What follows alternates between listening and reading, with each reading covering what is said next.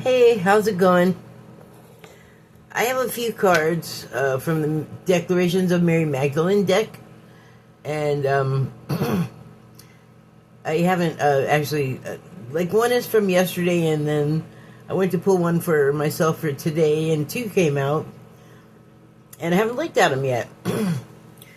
But before I talk about those, I want to talk about, well, you know what? I want to talk about a lot of things, but I am sort of prevented by, like, the time that I can make recordings on this particular device and not be cut off before I'm done talking.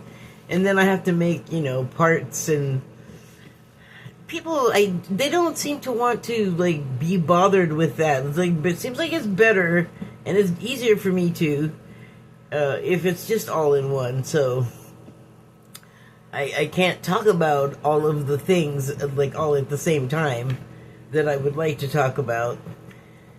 And some of them,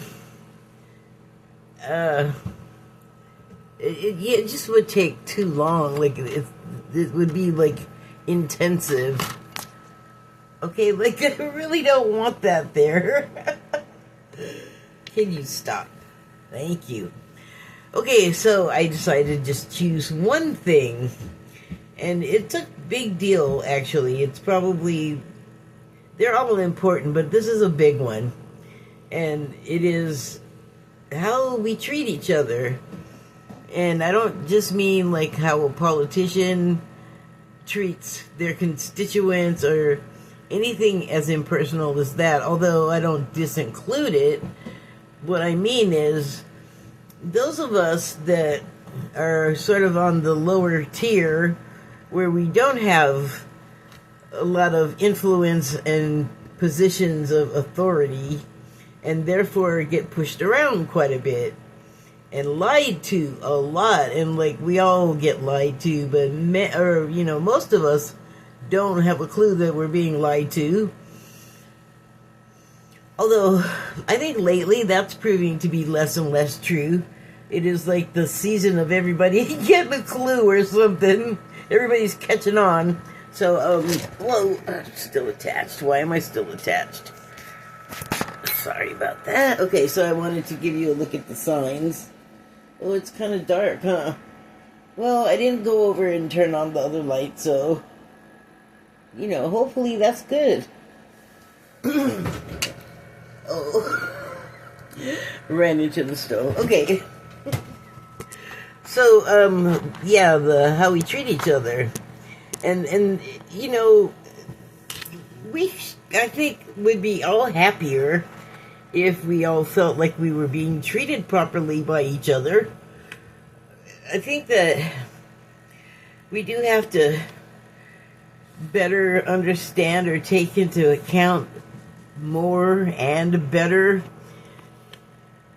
what's going on with the other person that we're dealing with. Like, we can be so thoughtless and just start going off, going off on people, like, literally, like, lashing out in their face verbally.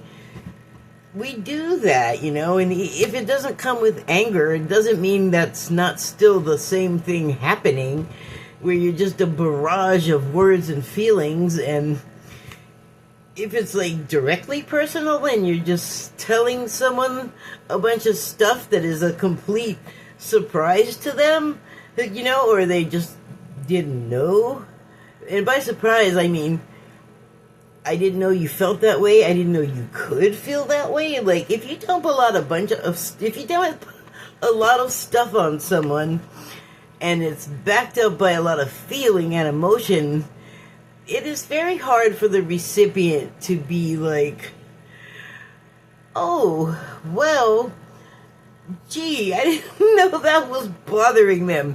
You start to feel more like, oh, well, if I bother you so much, well, let me just get away from you. Or that is generally my feeling when I encounter that situation.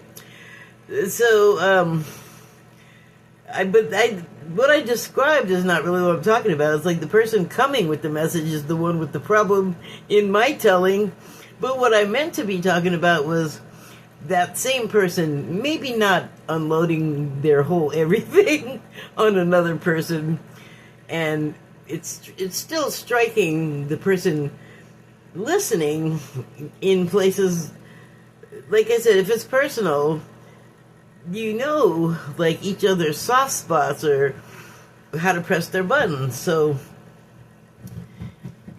even inadvertently, like emotionally telling somebody something, or saying something to someone, the other person could not take it that well, and they might not need you hitting like all of their soft spots at the time. So I guess what I'm saying is we have to be more considerate of each other's feelings, I think. And there's a lot of reasons why people will be against that. Like, I probably didn't articulate it very well, but I expressed to someone that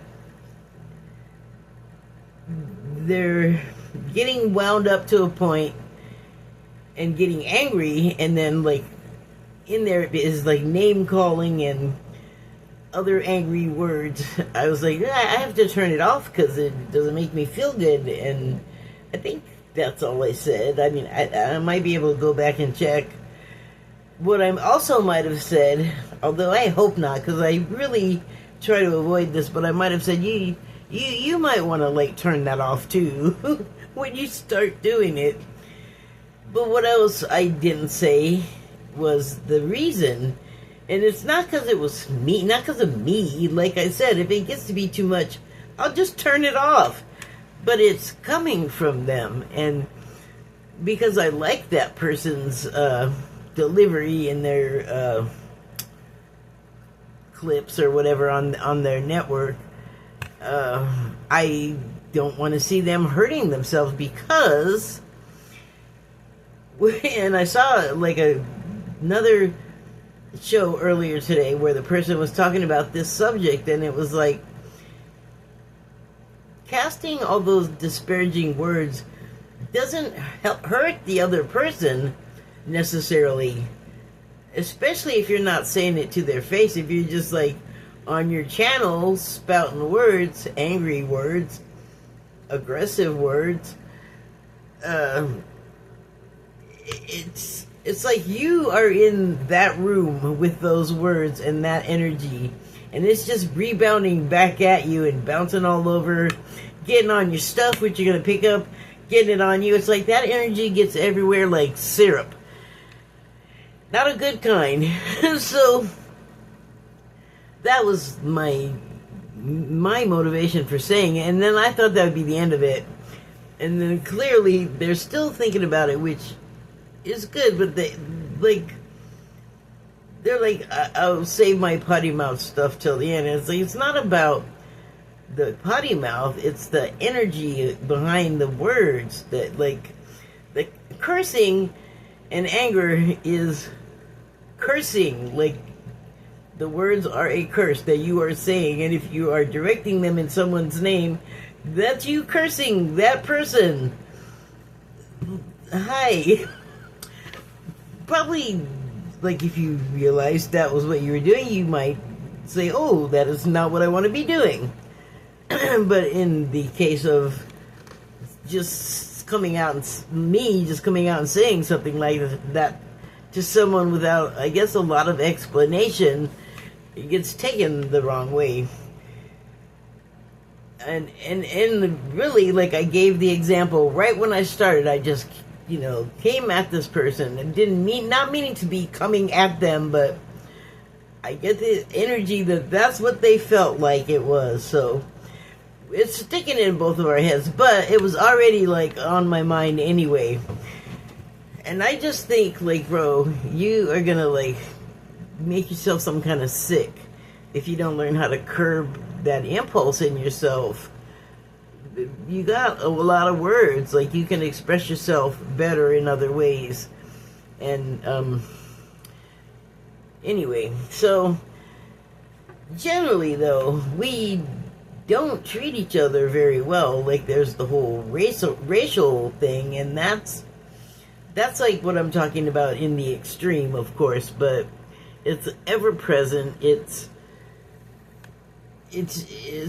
like even people that are like not racist still have heard the word, like know the sayings, know the situations. Like, I mean, you can even joke about it, like we all know the racism and we're pretty well acquainted with what it does. But it's like money. It's the difference, the things that we're angry at that, like minority races get blamed for by the other races in the country. It's baloney, like just calling. I'm not going to go through all the stereotypes. I think we all know. So, yeah, like that's a big one where we could just like, it's like, where did you learn to do that? Like who said that this is the way things are, or this is the way these people are? Like, where did that start with you and your family? Like, where did you get, who told you that? Who taught you that is what I'm getting at. They always say children are not born that way, they learn it. Well, who'd you learn that from? Who's teaching this to people? Because I know some things in my family are generational, and not racism, that's not what I'm talking about, but like everybody in my family is Catholic, so there is a way that everybody knows to behave, how to talk about anything is sort of shaped by that background, even though we're not like super adherent Catholics. The kids went to school, the adults did adult stuff when we were at all of the church, which they occasionally attended. So let's not all act like, we were like strict religious people like that. No, that was not the way.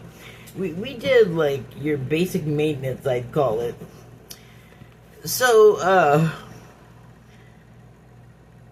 but it does give you a generational framework of like, this is how you act in this situation, this is what you would say in this way in this situation.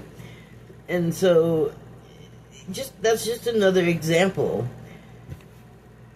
And if you go within like the framework of like the Catholic religion, there are, or have been, at least I know this existed when I went to Catholic school, there are certain kind of stereotypes like about the nuns, and I'll just confine it to them being mean, M-E-A-N. They weren't all mean, like, just like in life, but it almost was like they were taught that as like a disciplinary tool to just be mean. Or it's just one of those jobs where you take what comes in if they have the qualifications. So what if their personality sucks and they're not people and they shouldn't be teaching children? Who cares about that if they got the qualifications, I guess. So, and then, there's the touchy-feely priest thing, and that's not good if you find yourself in that situation with the priest and you're a minor. But above that, where they should be fixing it, they shuffle these guys around to other places where no one knows them so they can do the same thing again. What kind of treatment is that of your parishioners? Like, what? You still want that tithing? So, and then treat you like a mushroom, or, like, everybody doesn't know the bad stuff is happening. It's hard for me to take the church, the Vatican, the whole hierarchy of that deal very seriously, honestly, because they are dishonest with us and themselves. How do you think you can be this paragon of virtue when you're safeguarding not virtue. In fact, I don't need to repeat it more, but that's more terrible treatment, kind of, or all the way around for everyone. The victims of the touchy-feely people, and then the rest of us that hear the lies and just supposed to be all okay, amen, I guess. Like, no, I can't. I can't. So, but I mean, even on a more basic level, like, we could all just, like, give each other a break, Like, we have to do this, like, every day. We have to punch into the let's be jerks to each other job. Like, who's that paying off? Who's it paying off for? I would like to know. But you know what pays off for whomever is us being against each other. Like, that keeps us busy. That, keeps us out of those authoritarian parents' hair, and we don't even question, like, well, why do I have to be listening to these people? Because when you know a bunch of bad things about them, like right now in the United States, like the tech guys, that's just one group of kind of terrible people who used to be among the public, as far as I know, and then they got rich and all of a sudden they're like God or whatever, and I disagree. Take away the money in there, back to being mud people like everybody else, so delusional. But they got some bad ideas about what to do in the world, and not a care in the world about how it's going to affect everybody else, because I guess they're rich and they have a bunker and they don't have to worry about it. I'm just over and over marveling at how short-sighted these guys are. And then they'll get right out in public and just talk about how they want to just eliminate you, and you're stupid and you're fat and you're a breeder, and just like, wait, you still need us to come work and build your crap and staff your offices and buy your crap products that I guess isn't, the takeout's not even food anymore, it's products now, which is telling. It's so not food, they can't even lie about it anymore. McDonald's just has to call it a product. And French fries, McDonald's French fries, here's some lies for you. 26 ingredients in French fries? Should it be like the oil and salt and potato? But because they're boiling it, frying it in boiling oil, that's... I just saw a documentary on it. They should change the oil every day, not every month or every 2 weeks or whatever, because the oil they're using, they should just change it every day, honestly, because after the oil they're using is heated to a certain point, it makes all these harmful chemicals that are harmful to, like, the cellular level and your stomach lining, so it creates thin spots so your gut can leak, and they know this stuff, and it's like, is it really cheaper than just using real food to use all this chemical stuff? Or is there another reason that they're letting us eat and drink and breathe and wear harmful stuff? Like, what is that about? That's treating us pretty shabby, I think. But generally, like, the average person doesn't have the ability to do any of that, and we're just like more like each other than we are like those people, right? The people that wanted to depopulate the earth or poison us or sell us, harmful stuff. That's terrible treatment right there. But we don't have to patronize all of their crap. We really don't. We don't. And if we don't, what do they have? Like, what if we all just decide we just don't want to be treated this way by these people? We don't want to help them hurt us anymore.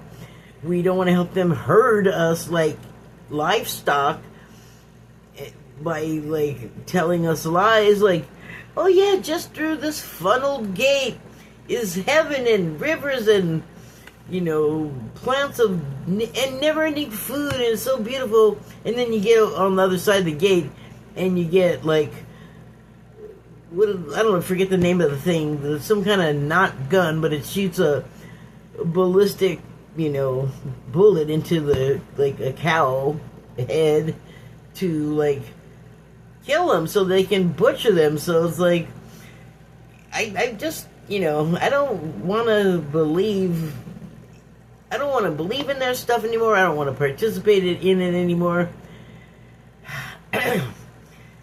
What I'm getting at is they need us. And as I'm saying that, I realize that we need certain things produced by the same kind of people, like hospitals and that. But,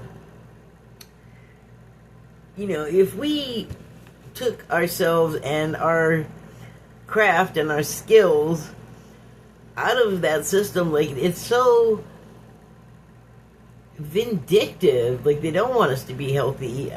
I'm so, like, doom and gloom. I'm sorry, but I guess I'm bringing all of that up to know, so that I can let us all know, each other, that it doesn't have to be that way. Like, we don't have to continue we don't have to help them.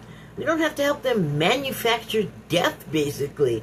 And we most certainly don't have to help them by buying it and consuming it.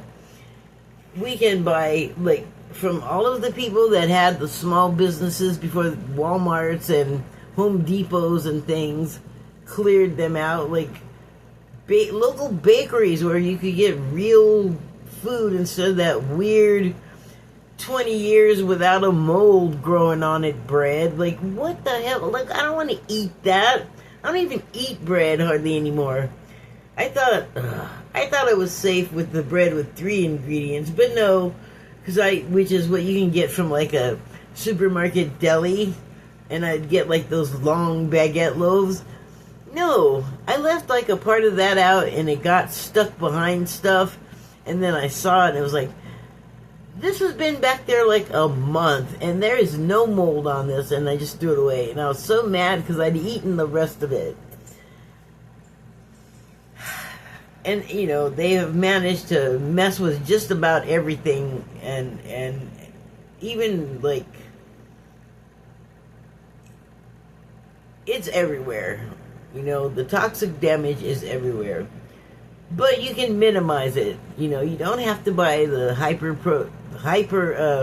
processed foods and drinks, like, with weird sweeteners that are in there because, you know, those guys scratch each other's back, like, oh, I have surplus of this thing, like corn syrup, high fructose corn syrup, that doesn't even really belong or need to be in some item, but they'll just put it in there anyway, and like there's a bunch, way more salt than you need for like the week in one thing. It's like,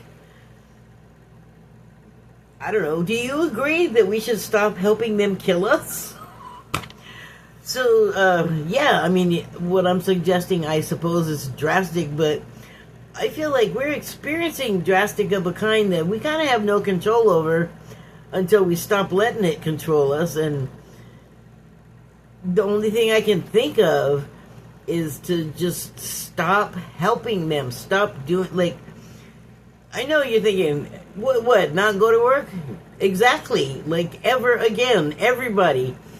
I know. What about the people in the hospitals?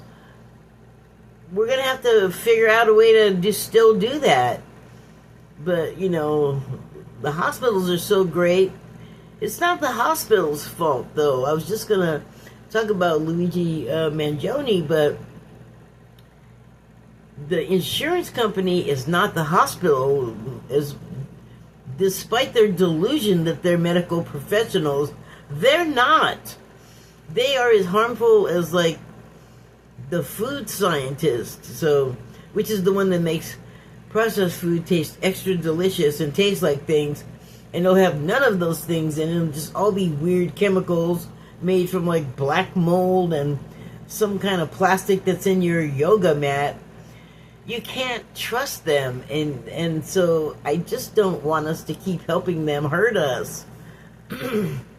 And sending us off to wars and all of that. Like, thank goodness for that guy.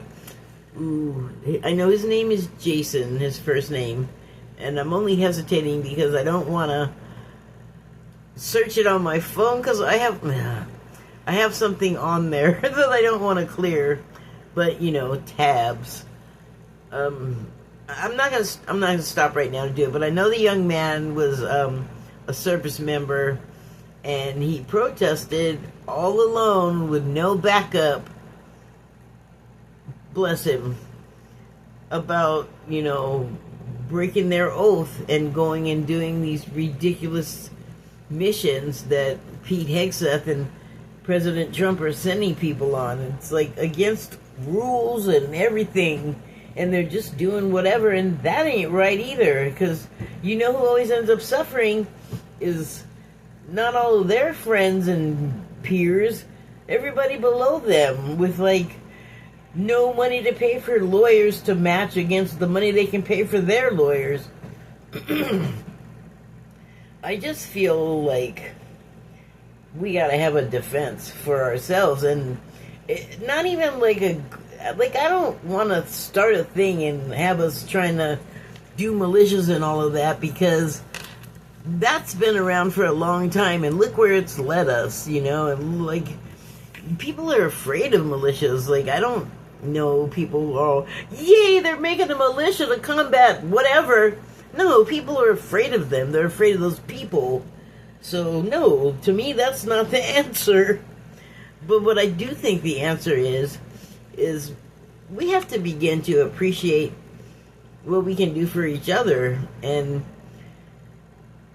we are being, I feel like, forced into a situation where things are getting really basic and very simple. And maybe that's not a bad thing, complicated is over-processed food and backroom deals to make sure something they know is giving people cancer stays on the market and gets pushed by the administration. I'm talking about glyphosate. That's crazy. Why are we accepting that? So data centers, fracking with flammable water. Need I go on? So yes, simple, basic, relatively a whole lot safer. And we just have to, I guess in a way, regress, although I don't like using that word or saying, let's go backwards, but I guess we could have a return to certain techniques that have kept us alive in the past when things are tough. In the Depression, people had to get real creative, and they still had 6 kids or whatever it was. And I'm not just talking about feeding them. You still have to get your clothes clean, get your body clean. Your car still needs to be fixed.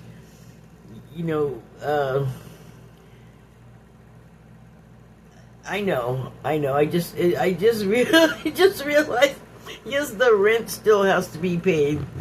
So, yeah, it's crazy. What do? Do you go to work and pay your rent, or See, here's the thing, though. It's if it's just 6 people out of millions doing that and not showing up, then, you're going to be the bad guy. People are going to be expecting you to pay your rent, including probably the other renters, because we're more likely to be yeah, pay your rent, you loser, deadbeat, than the system is crushing you, and I get it. I don't want to pay mine either. Let's join together. Because that's hard. That would be really hard for us. And we see how it is for people that are homeless right now. It's very difficult. And then, boy, you can have a house one day and be homeless the next day. And the way you will get treated by people, will be night and day. So that is something to consider for sure. And I don't even know that us treating each other better has to go to all of the extremes that I have mentioned, because I do realize that it is extreme to suggest stop doing stuff. But I hope I got my point across. Like, we have to find some way to be more helpful toward each other. Like, whatever skills and help we can give to each other. Like, I can't repair a car, or I'm not a plumber, and I don't know anything like that, but I can cook. I can take care of some kids. They'd have to be older, so I don't have to be, like, putting diapers on people and stuff like that. Oh, they have pull-ups now, but, I mean, they have to mostly be able to, like, get around and crap by themselves if I'm going to take care of them, because I have my own problems with mobility. But I can play with kids, I can keep them occupied, you know, because daycare is expensive when you're showing up to a job. Like, if you decide to, like, rough it the way I'm talking about, sort of, you're still gonna need, like, someone to take care of them kids. Like, you know, whatever it is, exchanges can be set up, you know, directories, catalogs, so people can know, like, I need this. This is, where can I look in the directory? This is available. This person is so far transportation, like, whatever it is. And it sounds like, oh my god, so much work, so hard, so many things to think about. But really, when it comes down to necessity, you're gonna want to do those things. You're gonna be motivated. So thinking about it now, when you haven't considered what I'm saying at all, it's gonna be kind of daunting, I think. And I certainly don't expect anyone to be all, yeah, I'm going to do that. That's a great idea. What I expect is people to go, are you nuts? Like, I'm not doing that. But think about it. And again, there's more of us than there are of them. I'm going to include a video that actually puts a name to the them. And I was already thinking the way that I think, as I just, like, poured out to you all, but seeing this today and what it said, it validated my feelings, and it kind of made me mad. Because who in the hell asked these people to be anybody's overlord? Mind your business and live your life. See, that's why I keep saying the billionaires are breaking stuff. This video talks about people richer than that, which I always kind of knew existed, and I always kind of knew there was, like, another government. Like, I don't know what it was that clued me into it, but right before Trump was elected, I remember being frustrated, and I had already left the Democrats, like, probably 10 years before that.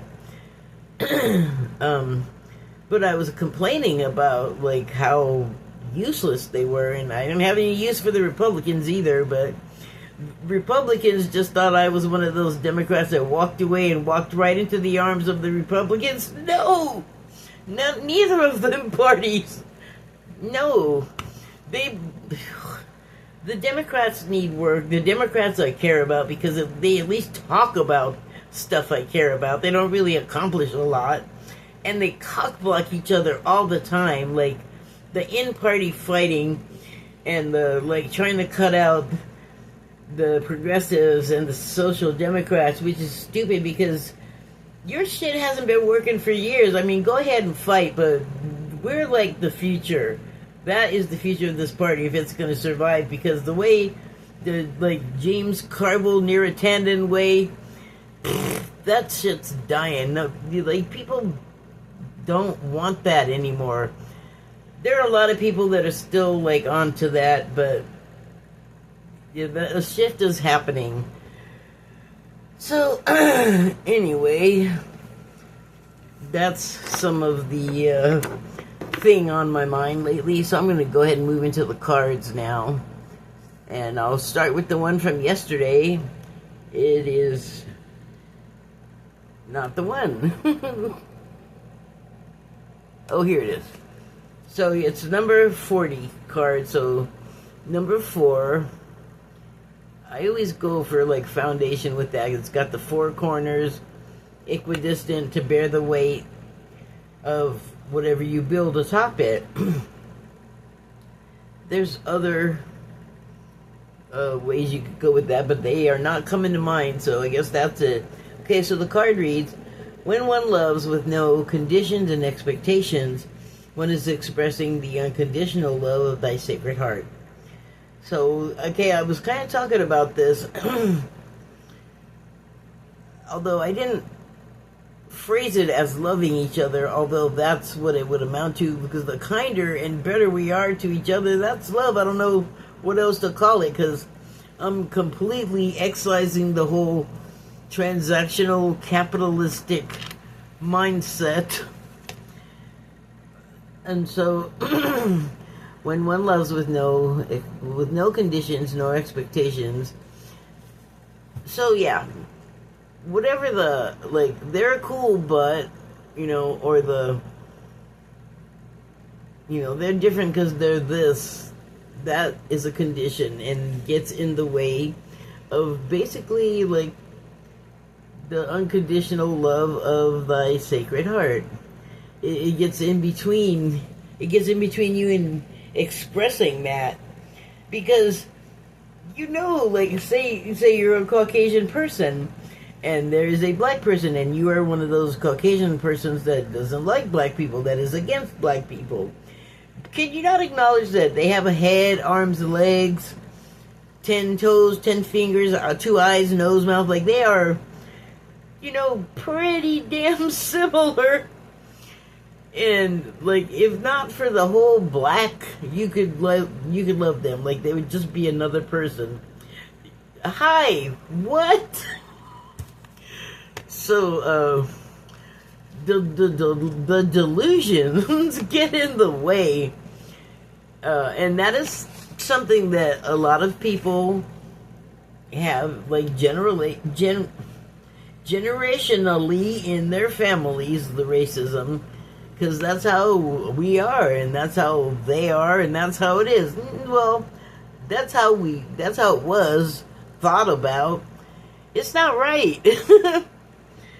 The information is incorrect, and if people seriously thought about it and looked at it, like the problem with crime, for instance, that they make black people, if that were true, that like every black person that you're gonna lay eyes on is, they make it sound like they're in the midst of a crime every moment.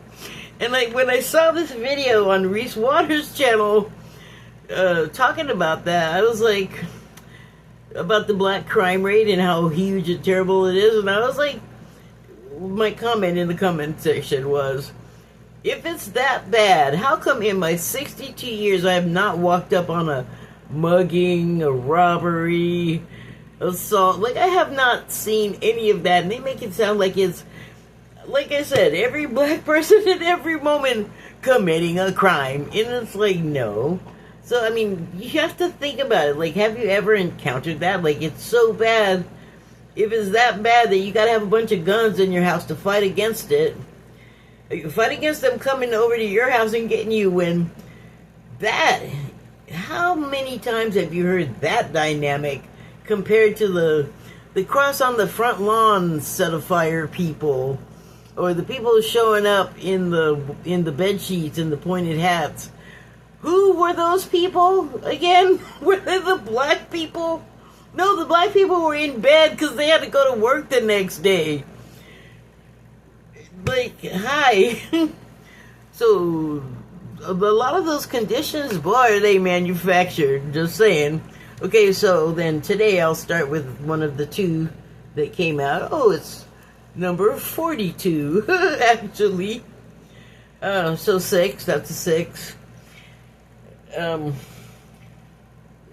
So I always refer back to the tarot for some reason, because that's where I have familiarity with numbers. So the 6 in the tarot card is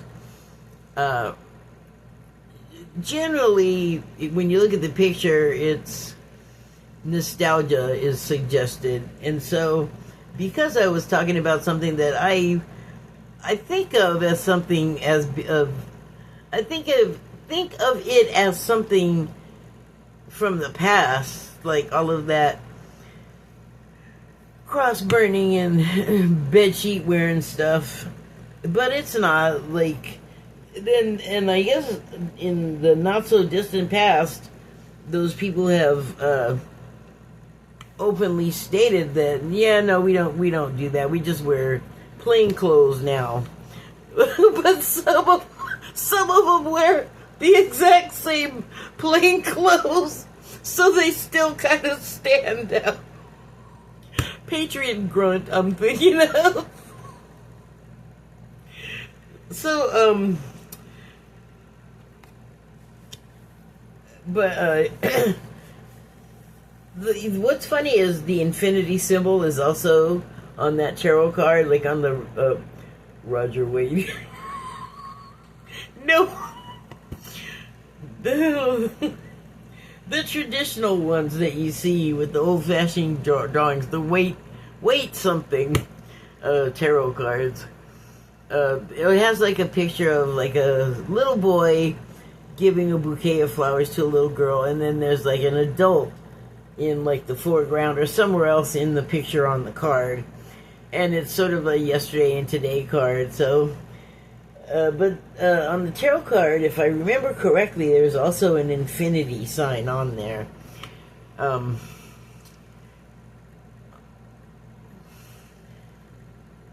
don't know, it's like, I guess those memories and that nostalgia live in you. Like, that child is still inside of you, and forever will be, I guess. I don't know. So anyway, to live in compassion is to free oneself of the judgment of the false ego mind. Well, well. Okay, so to live in compassion, what comes to mind for me is like people that help each other for no reason, no strings attached. And thank goodness there's a lot of that going on. Like, my go-to to talk about that is Just Nate with a K.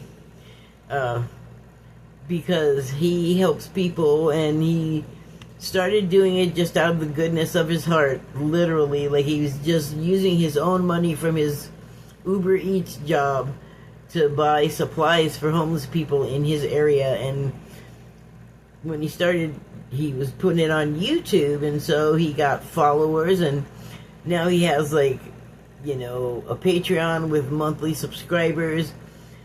I contribute, you know, whenever I can, because I have a rotating group of charities that I donate to.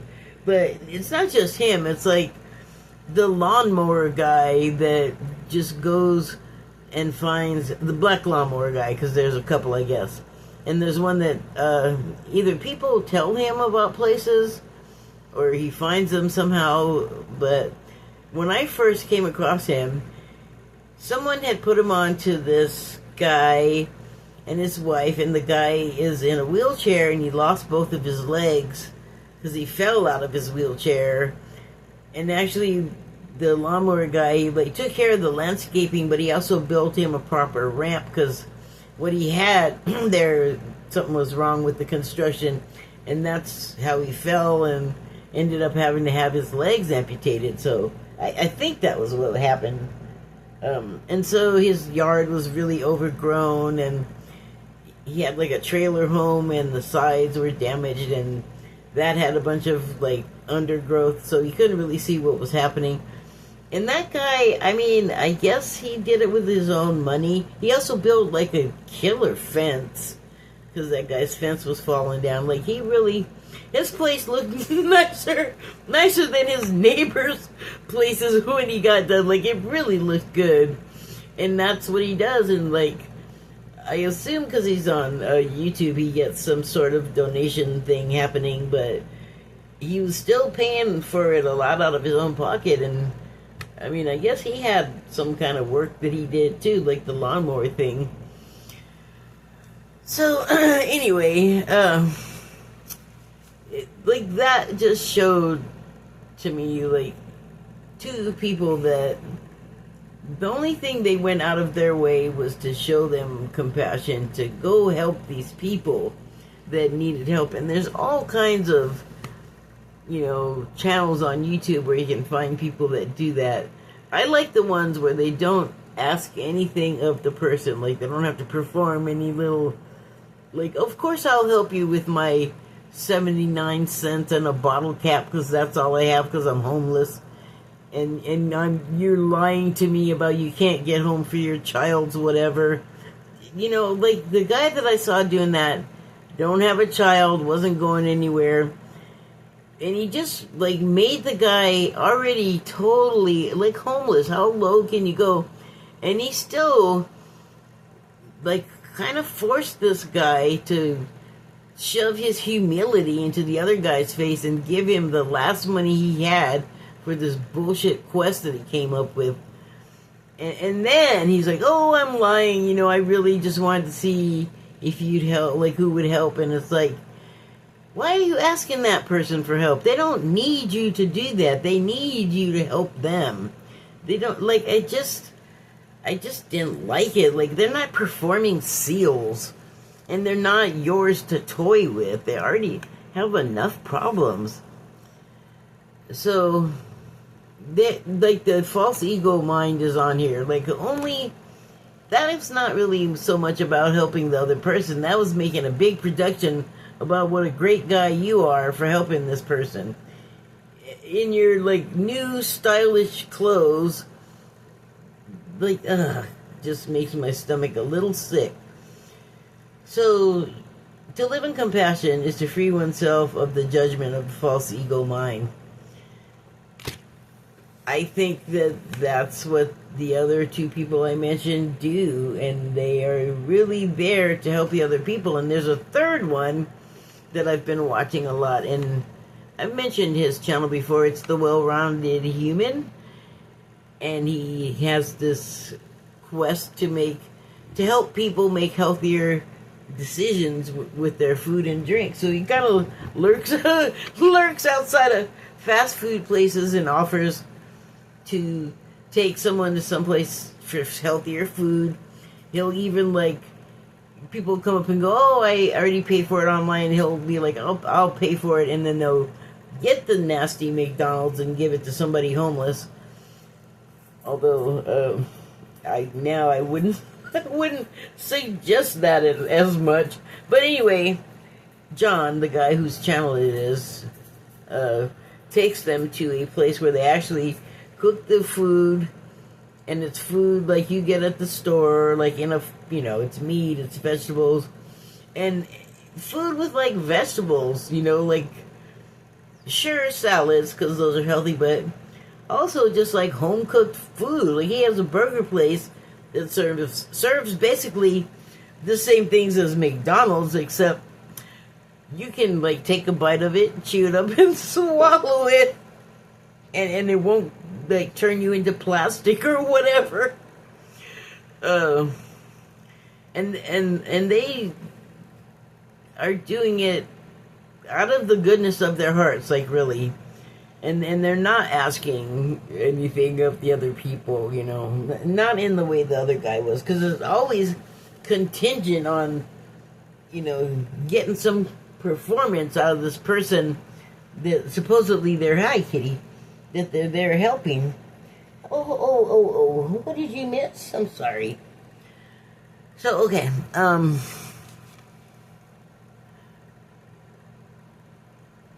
to live in compassion is to free oneself of the judgment of the false ego mind. So that actually talks about the giver. I would say that the one giver that I'm not so crazy about, although they do still help people, in the way these guys can, because it's always temporary help. Because whatever you give them doesn't last, and it's not necessarily a reflection on the homeless person. It's because the police just don't want them to feel at home, so they take everything away from them and just leave them, at starting from zero over and over, and that's got to be hard on your psyche, you know, like how much of that treatment can you take from these other also people? Like, why are you doing this to me? Do you not see my situation? And when they don't, and they're just mean, and they're in authority, or they have something over you, they feel like that is the kind of treatment you get from those people. And that right there, that over people thing, over other people thing, is the product of the false ego mind. I know law enforcement has a structure, but would you not agree that they step outside of the boundaries of what's right or what's okay for them to be doing with the power of authority they have? They abuse it, a lot of them. So I have a problem. I have a problem with that. Okay, so the last card that I have, the number is 1, which is the one, the supreme one, the alpha, the alpha and the omega is the master number. So let me give you a better explanation of that. Oh, I didn't even? Okay, well, I'm not done yet.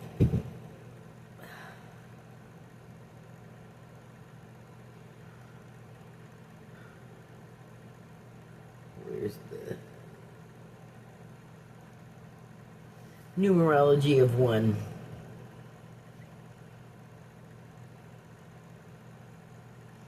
In numerology, the number 1 represents pure creation, bold leadership, and new beginnings. Ruled by the sun, it symbolizes independence, ambition, and willpower. People with this number are natural pioneers and can sometimes struggle with isolation and being overly dominant.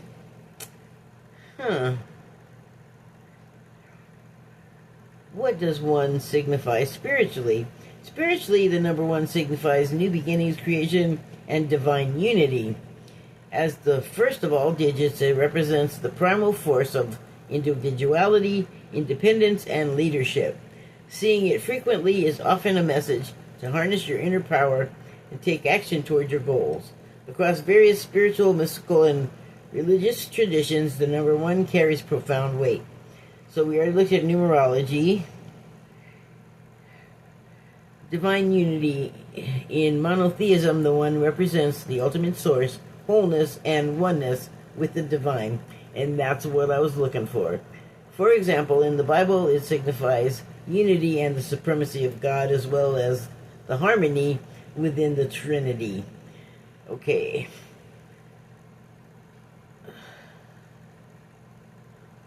Oh, what am I doing?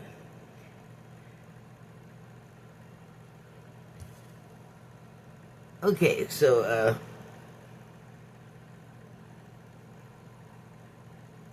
oh, shoot. Oh, there it is. Wait, that's not it. Uh-oh. Oh, I'm looking for... Shoot. Get rid of that, get rid of that. Get rid of that and that. Okay.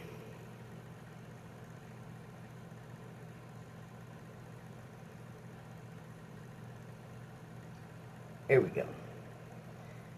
I'll get to that in a minute, but let me just get to this last card. Okay, so... My true voice shall be heard through the women of this world once again. For I am, and thou art too, Mary Magdalene. So, that refers to the power of the divine feminine coming into power, I should say. Coming into her own power. Because first you got to realize it before you can apply it, you know. And part of getting there is going to be, I think, being instrumental in what I was talking about to begin with, and the people joining together with each other in force to help themselves. not necessarily in defiance to the forces against us, but to help ourselves. Like not even whatever forces, do whatever you gotta do. We gotta get down to the business of taking care of ourselves and each other. So, a final note I have about the taking better care of each other or being more considerate of each other is I had been thinking about this for a while, and it's the movie Outcome. It's an Apple TV movie, and it stars Keanu Reeves, and I'll read you what it says about what the movie's about. Where is it? Beloved Hollywood star Reef Hawk, that's Keanu Reeves, becomes the target of an extortion plot when he receives a mysterious video that's sure to shatter his image and his career. He's hoping to identify the blackmailer who soon embarks on a soul-searching journey to make amends with anyone he could have possibly wronged. So, I'm just going to spoil this for you. And he does basically an AA redemption tour where you go around and you make amends to the people that you were like mean to. But it's funny because a lot of times he doesn't really know that he's been being mean or inconsiderate and rude or whatever to people. So he's an action star or whatever. He's an entertainer, actor. So he's kind of full of himself anyway. And as he goes along, he discovers, like, oh, God, I'm kind of a turd. Like, his manager that, like, took him on when he was, like, a kid and supported him for years and who he just forgot all about, couldn't even bother with a phone call once he made it big. And he went back to apologize and say, I just didn't even think of you. And the guy was like, yeah, man, like, you could have just called, because that's all I would have wanted. Like, I saw your success and I wasn't all, I need a piece of that. I just needed to be acknowledged that I was there for you. Which that made me like, I felt bad. And it made Reef Hawk feel terrible. Like, he was realizing, like, you know, he went to exes, even his mother and everyone was like, yeah, dude, you kind of suck. And then he had two best friends played by Cameron Diaz and Matt Bomer. And they're so supportive, and they're like, they've been there for him, and they're his go-to. And then he comes to realize, and they have to tell him how he's, like, screwed up with them. And I'm not explaining in detail, not because I don't want to spoil the movie. I'm not explaining in detail on that because if you're an adult, you have probably come to these milestones in your life where you realize, oh my God, I'm an idiot to this person. And hopefully you go back and repair, you know, what you can from that adventure. But the other thing about it is, like, the person playing the role is Keanu Reeves. And if you know anything about Keanu Reeves, he has kind of a, like, spooky reputation for being the nicest guy on the planet. And, you know, he doesn't go with security out in the public, and he's just like a regular guy. But don't forget, he is still an actor. And he has been doing things on camera, not necessarily as an actor to begin with, but since he was a kid. So I know that he had to get some of that "you're a star" shine, and then to other people. But it's hard not to, like, accept and adopt that if you got, like, years worth of people singing your praises and everyone thinks you're great. I don't think that you're gonna be able to be like, I'm not for too long. Like, you're gonna eventually, because that's how we are as humans. Like, we hear something enough times, if we can be worn down, we will, and we'll start believing it even if it's not true. So he has to be pretty nice. But I also thought, you know, when I saw Outcome, I was like, well, I don't know. Like, maybe he's not as nice as everyone thought. And I thought, is he saying that because this is like his movie? I mean, I think it's more than just him being in it.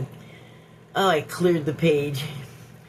Well, anyway, so I started wondering, well, like, how true is the image? And then I heard a story on something I was watching on YouTube. Somebody relating a story about being on a same movie with him, and I guess they hadn't been in a scene together yet or something. But Keanu was in the dressing room doing whatever with his phone, I guess, or in the makeup room, and then this other guy comes in, and he had been wearing a fat suit for his role, or maybe they did have scenes together, I don't know, but the guy that had been wearing the fat suit came in without the fat suit, and Keanu Reeves looked at him and said, "Oh, I thought you were a fat fuck." And I thought, well, that's a dick thing to say. So, but if that's like the extent of how he's a dick, then like, I mean, I've heard worse, you know, like way worse. So, I mean, it just kind of put, like, for me, everybody else's perspective of him into perspective. Because the other thing is I was following him on YouTube for a while, and he would do like sort of daily messages to his fans. But I couldn't keep watching it because it began to get weird. Like, there was this kind of neediness energy going back and forth between him and his like little personal fan army audience, and it just felt weird to me. I don't know in what way. Not like it was... It made me feel weird because of the need that I felt like there was underneath, like, everything you think about him. There was like this need for acceptance, and I was, I guess, already thinking, well, everybody accepts you. Like, we think you're like this great guy who also thinks people are possibly fat fucks. Maybe I take it personal because I'm a little fat. I go back and forth. I fluctuate. So yeah, I might be sensitive about the fat thing. But if that's the worst he's got, I'll take it. That's the worst thing I've heard about the guy. And again, I've heard way worse things about other people. So not that I don't know that any of what all I said amounts to anything sensical for anyone. But, you know, there you go. Thank you and good night.